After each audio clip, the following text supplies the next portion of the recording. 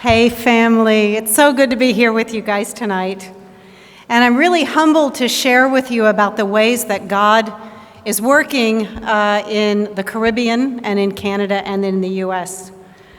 Let's see, yep, there they are. So throughout the Caribbean, as you all know, there have been multiple hurricanes over the last few years. And our Caribbean brothers and sisters, including especially those in the Bahamas, after the recent Hurricane Dorian, have really devoted themselves to supporting and ministering to their neighbors even as they recover themselves. Along those same lines, volunteers, Hope Haiti volunteers, just finished a rebuild of 16 houses that were damaged in Hurricane Matthew. And the most amazing thing is they've completed these beautiful houses in the midst of extreme political unrest. And that political unrest continues, and we ask for your prayers for the brothers and sisters in Haiti. Disciples in Jamaica have brought much-needed medical care to an underserved community, and in Trinidad, our brothers and sisters provide support and love to their neighbors after flooding and other hardships. And in the Dominican Republic, church members offer ongoing literacy education and other necessities to their neighbors. And of course, in Puerto Rico, in spite of ongoing hurricane recovery, the brothers and sisters there have been running just this epic summer camp for kids in an underserved community. And they've done this year after year, and even after the last hurricane, it's continued. Their service is amazing throughout the Caribbean.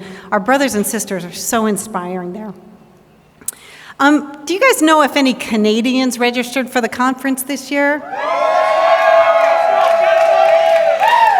In Canada, Hope Worldwide Canada, they are 100% volunteer-driven. They have 11 chapters, and they also support 10 of Hope Worldwide's other programs around the world. And there are about 2,000 disciples in the churches in Canada. And last year, 1,500 of them served over 10,500 people.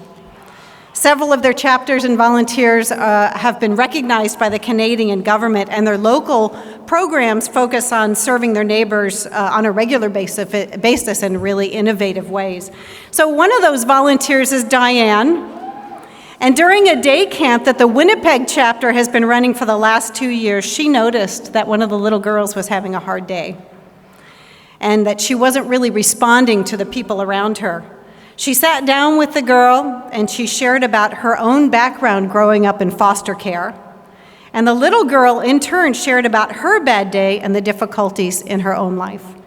Diane engaged with the little girl every day during camp, and after the camp was over, Diane got permission to develop a big sister relationship with this little girl. In fact, the little girl ended up going to the school where Diane works, and so they get to hug each other every single day. So Diane is striving to imitate the resiliency she sees in this amazing little girl. And the girl's caseworkers have remarked that she has been able to handle stress so much better, and she smiles so much more because of her relationship with Diane. God has been glorified. The love of Jesus has been shared. Both of these people are growing and strengthening, and isn't that what it's all about? In the U.S., we have over 160 volunteer-led chapters, Hope Worldwide Scout troops, campus clubs, and our youth leaders, and they mobilize thousands of volunteers every year in support to their neighbors.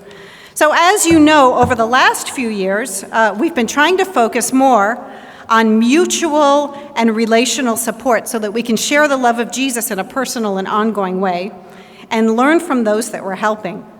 So this is Carson Baldwin and Israel Kambamba. So Carson, on the right, is a National Youth Advisory Committee member and a Cleveland chapter volunteer. And Israel, on the left, is moved with his family from the Congo on refugee status last year. So Carson started a program in Cleveland which has matched over 60 teens with recent immigrants and refugees for the purpose of helping the newcomer learn English and transition into the community, and also to help the American students practice their foreign language skills. So these two have become fast friends, and so have their families. The boys hang out together, they go to each other's sporting events, they share meals together, and all the time taking turns speaking French and English. So the program has received national attention, local and national attention, and so many honors. Carson has been interviewed on NPR and obviously on the news. He and Israel appeared. But more importantly, the families love being together and supporting each other and caring for each other. Israel now calls Kelly, Carson's mom, Mom. And with permission, I'm going to share part of the text that he sent you. He says, "Hey, Mom, you won't believe this. My friends from France and Africa, they be telling me that I got the accent. People from school don't believe that I'm from different countries, and my English teacher said when she first saw me, she thought I was an African American, but when she found out I wasn't, she was surprised." And I don't know if you can see the facepalm emoticon there. Obviously, Israel's a little ambivalent about that. But he goes on to say, "By the way, I just wanted to thank you guys for being great people for my family and for helping us a lot. We appreciate and love y'all so much. I'm so thankful."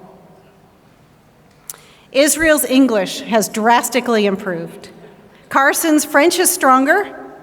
The Baldwin family has been enriched and encouraged. And the Kambamba's family, their transition has been eased.